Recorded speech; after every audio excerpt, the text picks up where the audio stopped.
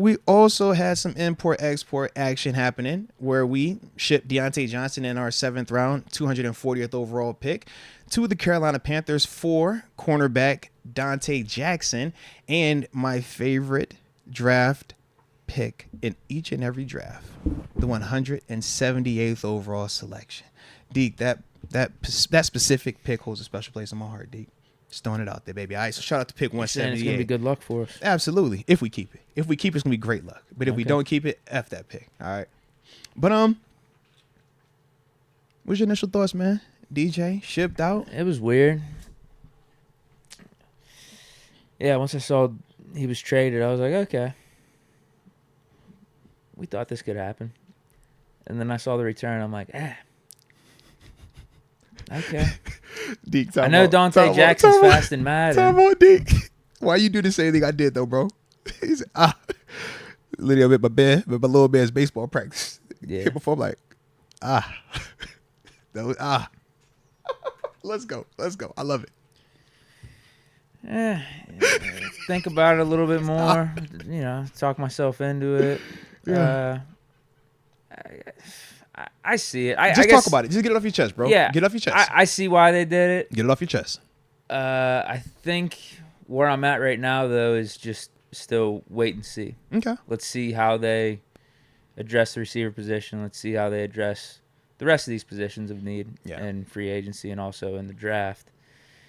Because that might give us a more clear picture of what's going on here and why Diontae was traded. But I get why he was traded even on the surface right now, only a day removed from it happening, because you got reports out there from Jerry Dulac where the Steelers were saying that they were just getting sick of Diontae and some of the headaches that he brought, and his production wasn't worth some of those headaches. It's almost like the whole AB thing that you always bring up with Tom, where he's like, what's the saying? Something about like I won't replace you. No. So he's like, I won't replace you until, or he's like, I'll put up with it until I can replace you. There you go. Yeah. Until I can replace you, I'll put up with it. So I think at this point, they're thinking Diontae in his last year, with how these 2 years went after he signed that contract extension, they're just like, it wasn't what we expected. Ultimately, it wasn't what we expected, and I think we can replace him right now. And we need some cornerback help.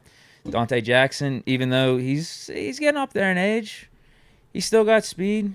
He got that torn Achilles from 2022, but still started in 16 games last year. Talk, Deke. I like when you do your homework, Deke. I like when you do just, your homework, he's Deke. He's a veteran. I like it, Deke. Seems to be, like right now, could be a CB2 for us, but I don't know how the Steelers view him. I don't know if the Steelers are looking at him more as like a versatile piece, and then we're going to add to the room and get a more like sure CB2, because this dude, like, based off his size and everything, he shouldn't be playing outside. He was coming out of LSU playing a lot in the slot, but in the pros in Carolina, played outside predominantly.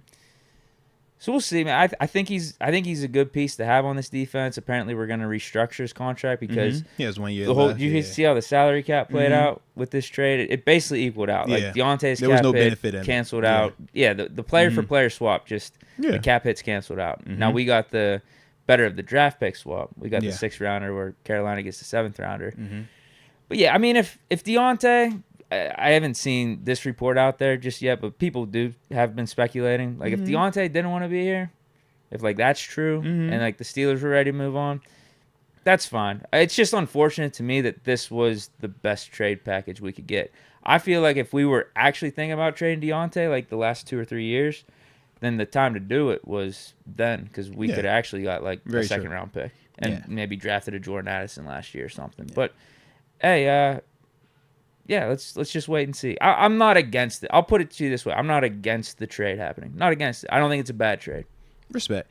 So, for me, man, I went through the full gamut of emotion. Obviously, I know I like DJ a lot. I like his game a ton. So, when he first got traded, I just was like, dang.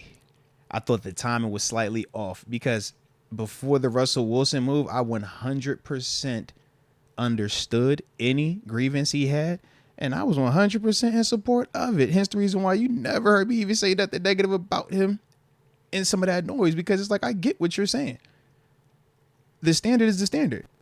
Except when it's for a certain player, then we move the goalposts. he was just holding that player accountable and holding the organization accountable. So I could understand where that could ruffle some feathers. But from his perspective, he is 100% dependent upon that position for him to be successful. And he wasn't cool with just allowing his career to be put in the hands of that player if he thought the organization wasn't going to be doing more to at least make that dude step up.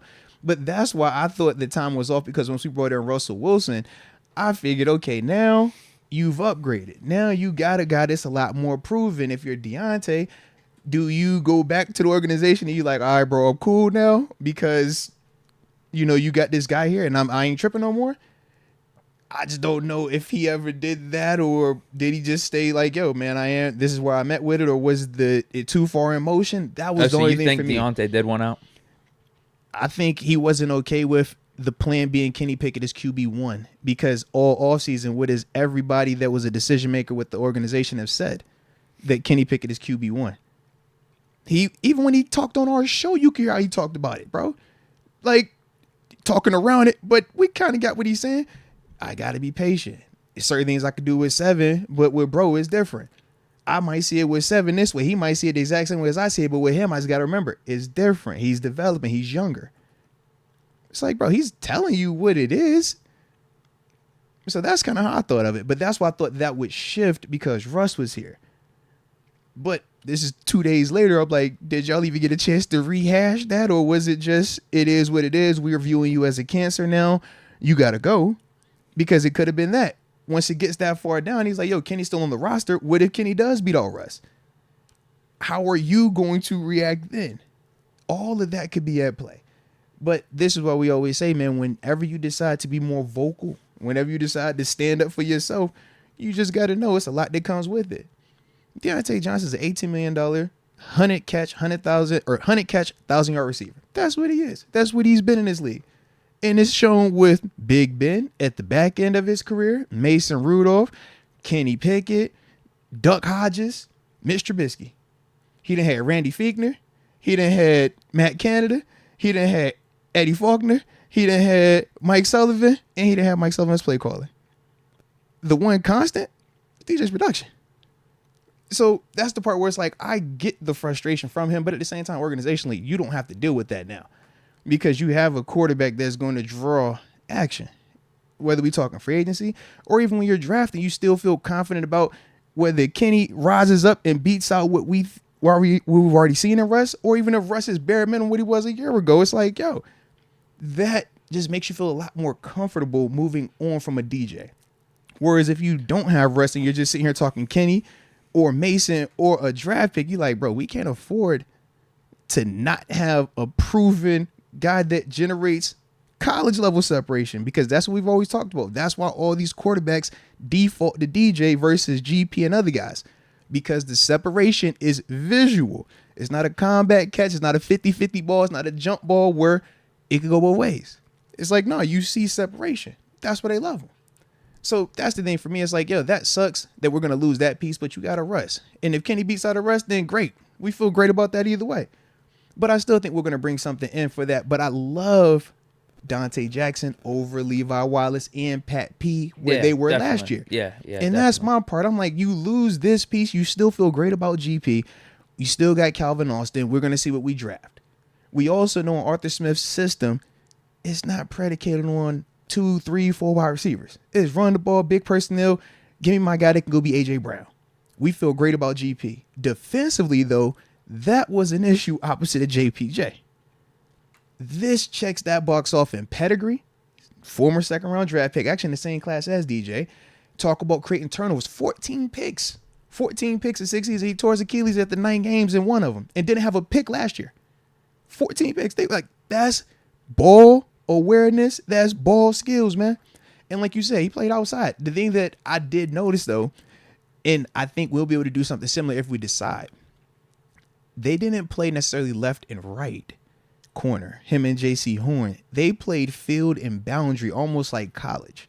So they had him always to the field. So he was always going to have protection coverage-wise over top. And when he didn't, it was still, he's good enough that he can handle his business over there. They put J.C. Horn in almost like when you watch Sauce Gardner, how the Jets utilize him. He would get the man matchups. He would get that's the dog over there. You get with him. I'm like, we got JPJ. So in a sense, I'm like, JPJ was traveling last year. Why couldn't we trade for J.C. Horn here? J.C. Horn, I think, would have cost way more, bro. I would have thrown in the pick or something. Fair, but he would have cost way more to me. I'm like, J.C. Horn is nice, bro. Yeah. I think he would have cost more. Like going back, because I got a chance to like go back and like watch a couple of games now, specifically of Dante Jackson. Because for me, I was kind of like you. I'm like, I remember he was fast coming out, but I ain't been watching a ton of Panthers outside of the one game we played against them. Was it last year? 2 years ago. Yeah. Yeah, and he wasn't even out there. He was hurt.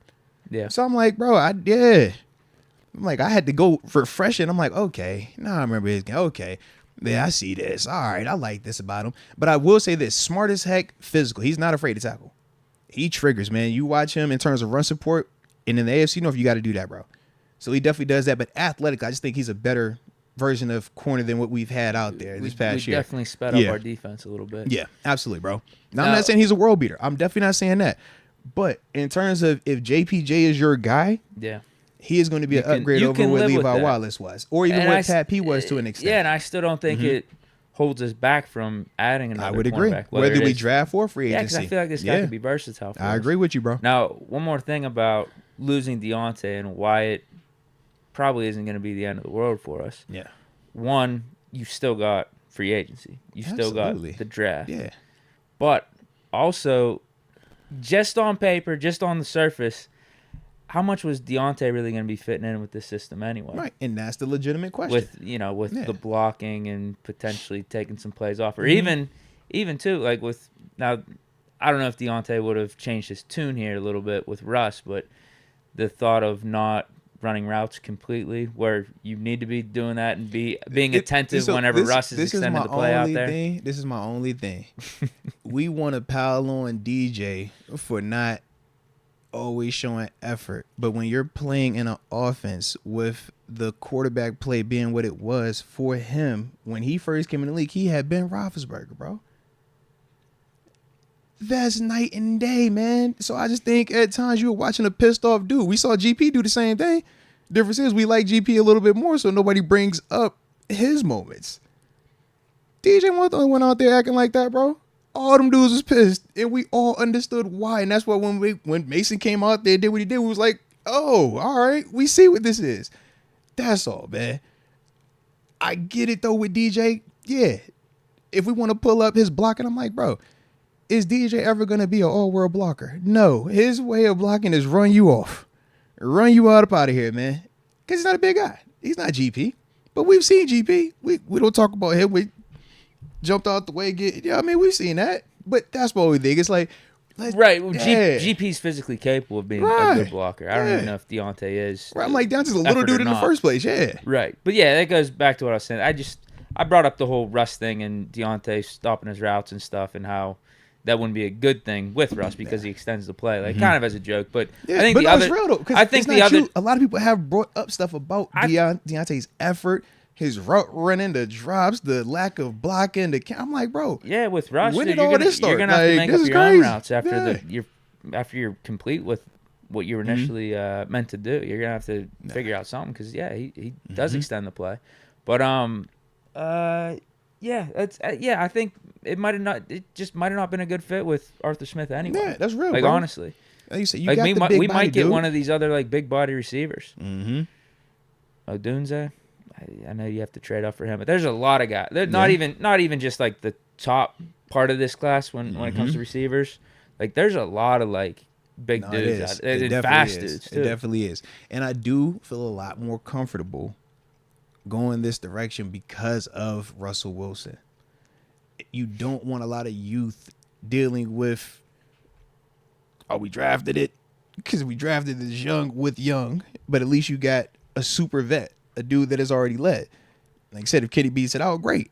Then that means we just have elevated even more. But that's my only hesitancy with it. But knowing that our situation is very different now, I'm not tripping on that, man.